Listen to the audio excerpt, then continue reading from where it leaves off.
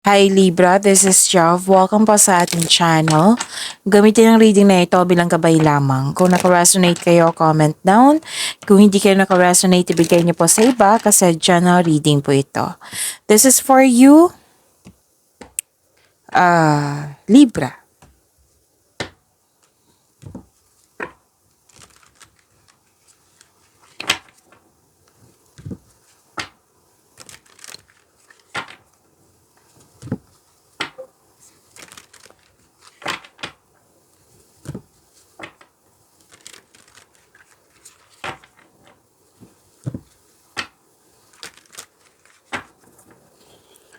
Para po ito sa iyo, Libra.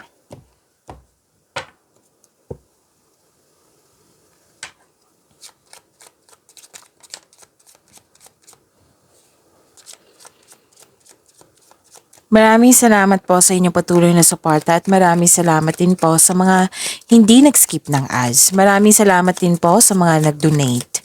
Sa mga hindi pa nag-subscribe, subscribe na po kayo at click bell notification para malaman nyo na may bago tayong video. Para sa mga gusto magpa-reading, comment po kayo ng personal reading. Again, comment kayo ng personal reading and check my reply sa comment section. Ay, ang ganda. Okay. May malaking influence ang isang lalaki. Oo. At pwede nag-self-study kayo ngayon or nagbabasa kayo sa libro or sa internet para may makuhang learnings and clarity. At may malalaman kayong sekreto. Okay? May malalaman kayong sekreto. At wow, ang ganda. Things going your way. You have good luck, good karma, positive opportunities, recognition. You have success. Okay? Success. Claim niyo po. Kitang-kita ko rin yung happiness mo dito, Libra. Okay. So this is your energy, Libra.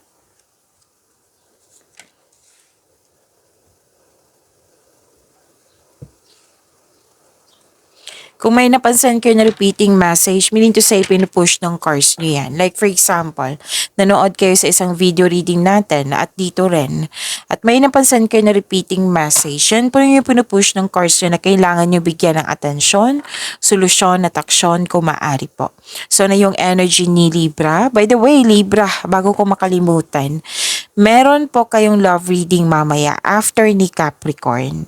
Okay, so this is 12 zodiac signs. After po ni Capricorn, may love reading kayo. Now, isipin nyo po yung person nyo, pwedeng maniligaw mo to, pwedeng crush, pwedeng the one that got away, pwedeng ex nyo.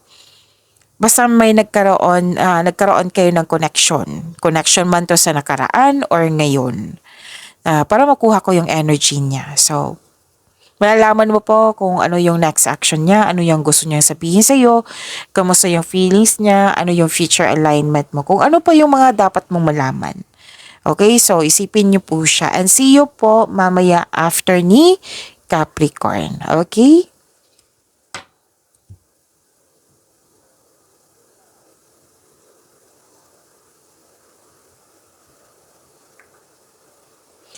Okay, sa energy, natandaan nyo na lumabas agad yung cards nyo? So, iwas na lang sa overthinking kung pwede po.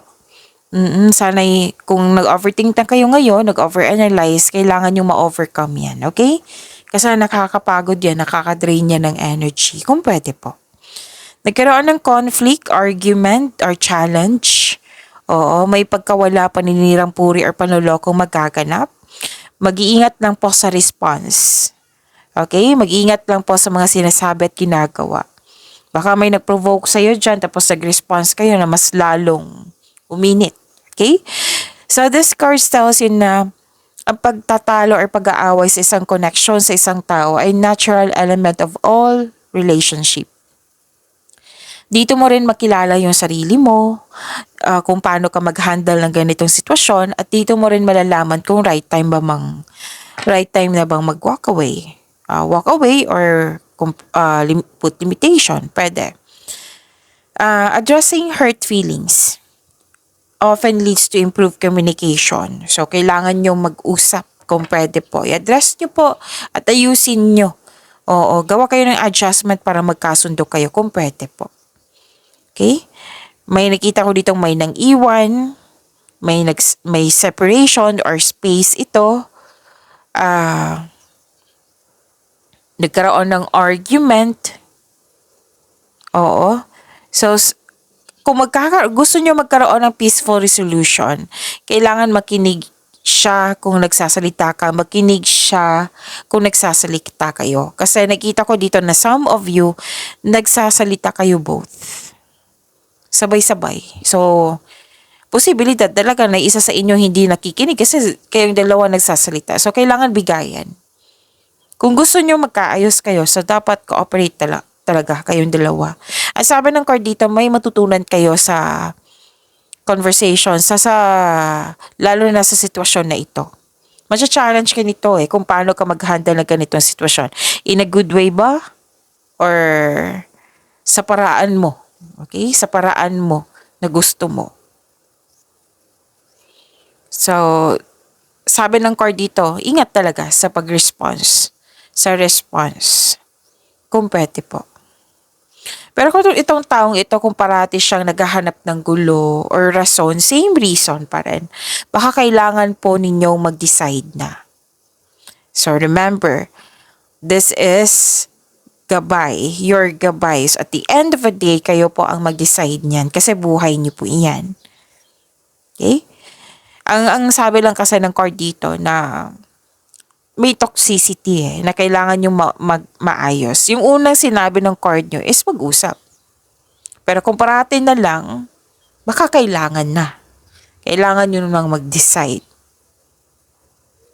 It might be, like for example, kung maulit pa to, ganito na yung gagawin ko kasi hindi siya pwede kasi na may abuso na So, hindi siya healthy sa ating connection. Pwedeng ganyan na pag-uusap. Basta panatilihin na maging kalma, na maging maayos yung pag-uusap nyo. Oo.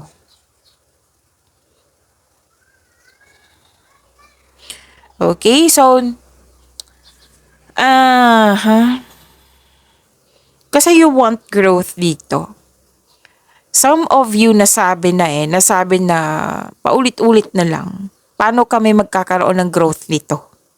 May ganyan ako na naririnig. So, gawa kayo for peace of mind. Kasi 'di ba, andito tayo to look for peace of mind. Na mas piliin yung inner peace. So, pag-isipan ng mabuti kung ano yung dapat gawin. Okay? Listen to your intuition also kasi it will guide you away from toxic person or toxic place. So remember, pwedeng sa personal life to, sa love life ba, sa career and money ba. Pero una talagang sinabi dito, pag-uusap Improve communication.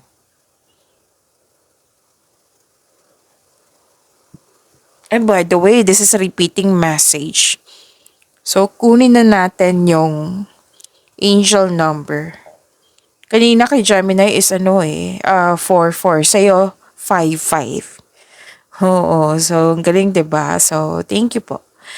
Spirits guys. So, angel number 5-5 signifies significant changes and transformations in your life.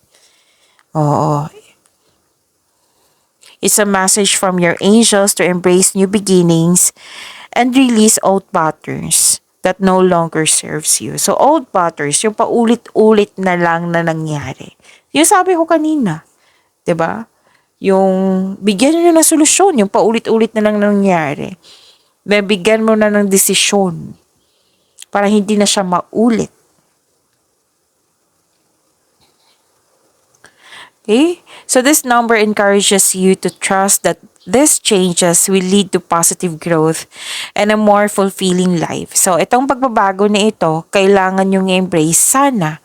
Kasi change for the better naman sinabi dito. Change and transformation. So This is energy of change. Kailangan mong in-encourage ka ng mga anghel na i-adapt mo yung new situation and opportunities. Embrace the new. Be open kayo sa mga new experiences and adventure. Release the old.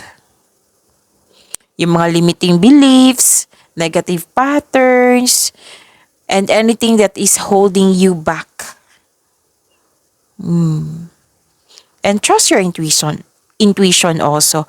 Pay attention kayo sa inner guidance. Trust your instincts as you navigate these changes. Spiritual growth, kitang-kita ko po dito. Nasa right path kayo. And that your angels are guiding you and supporting you. Positive outlook. Maintain a positive attitude. Okay?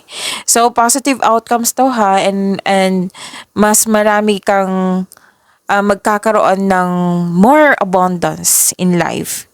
Basta i-maintain mo lang itong positive attitude. Action and opportunity to.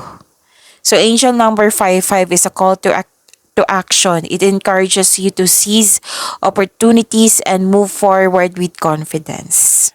Diba? Ang ganda ng mensahe po.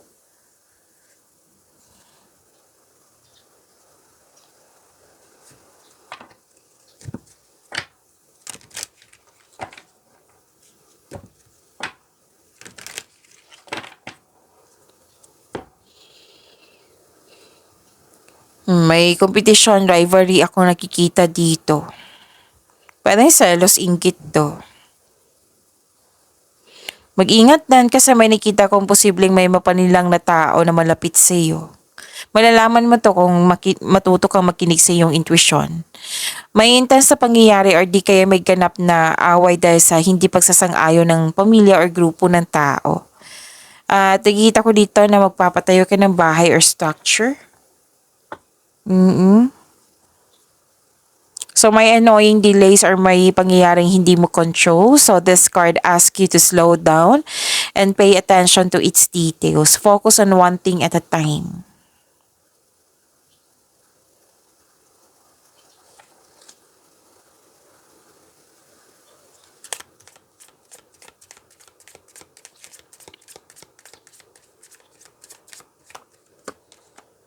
Freedom. Freedom comes from inner liberation.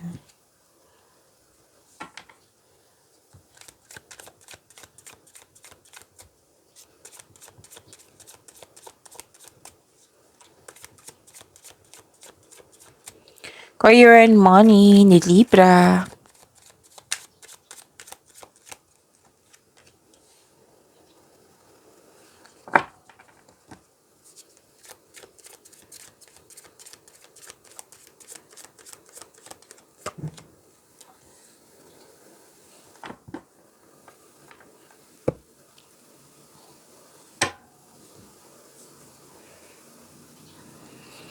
Sa career and money niyo po. Nakita ko dito, awakening, acceptance, self-assessment, atonement. This is ending with new beginning. Okay? So don't allow past mistakes or decisions in the realms of finance and career to define you. Mag-focus kayo sa pag-release sa nakaraan at mag-move forward kayo into a new and more successful period. Yes, acknowledge for your success is coming. Libra, parating na po, may financial growth akong nakikita dito. Okay? May parating na paghahatol or may pagbubunyag at may magsasorry sa iyo. So, yun ha. This is a repeating message. You have to release your old patterns. Yung bigat ng nararamdaman mo, yung paulit-ulit na lang na nangyari, na kailangan yung bigyan ng atensyon.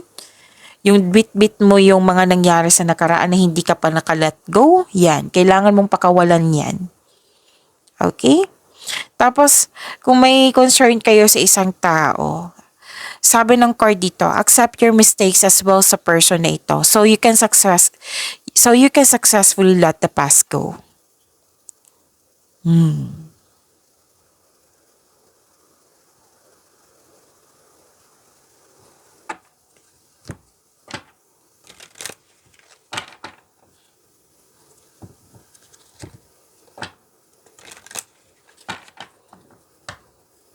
Marami kang naisip na bagong ideas para sa ikakabuti na yung negosyo or trabaho at sa kaperahan.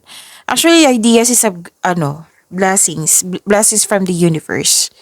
Okay? And pag-aalaga kasi nakikita ko dito sa iyo career and money.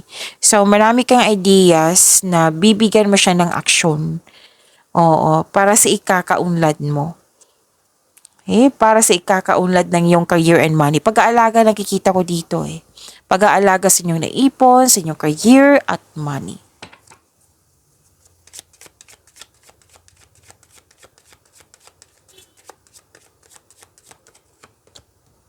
Social status, you will reach the heights of fame and society. Wow, fame and society. So this is recognition na lumabas po siya dito kanina. Oo, recognition kasi nakikita ko. So nag-clarify po siya. So sikat kayo. Sikat. Nakilala ka.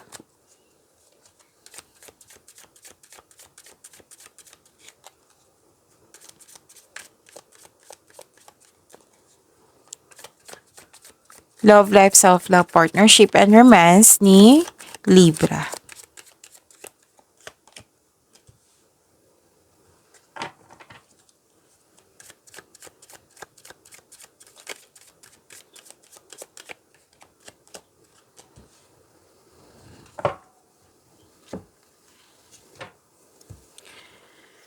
So mamaya po Libra, after ni Capricorn, your love reading po.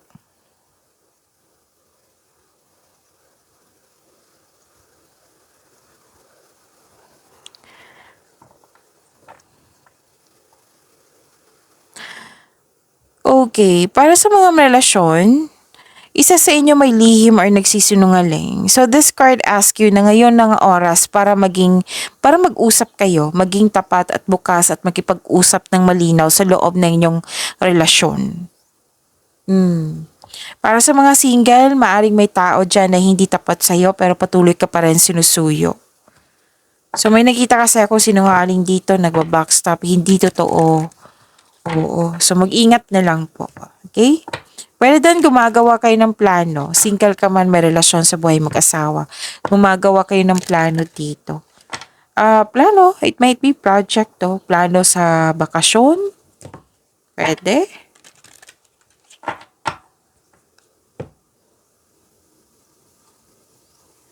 Kasi may nakikita ko dito travel Or di kaya yung may pauwi sa inyo or di kaya may nakita kasi ako ditong relasyon, may relasyon kayo sa nasa malayong lugar or kay ikaw ang nasa malayong lugar,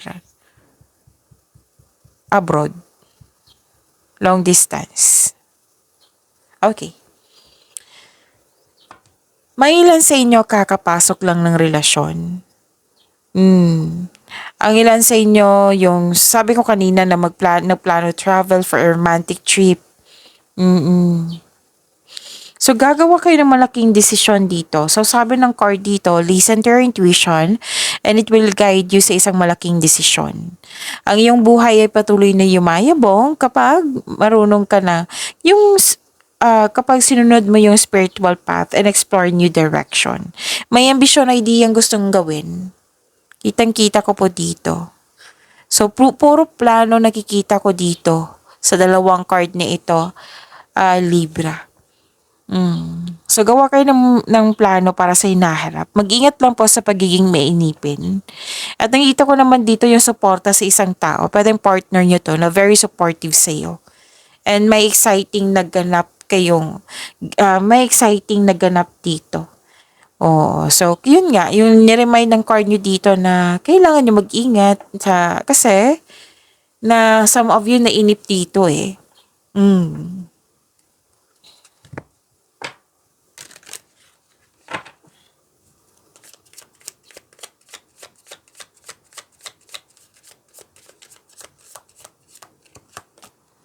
True love. A deep and enduring connection going beyond superficial attraction. Pagyamanin niyo po yung blessings na binigay sa inyo, Libra. See you tomorrow. Maraming salamat po.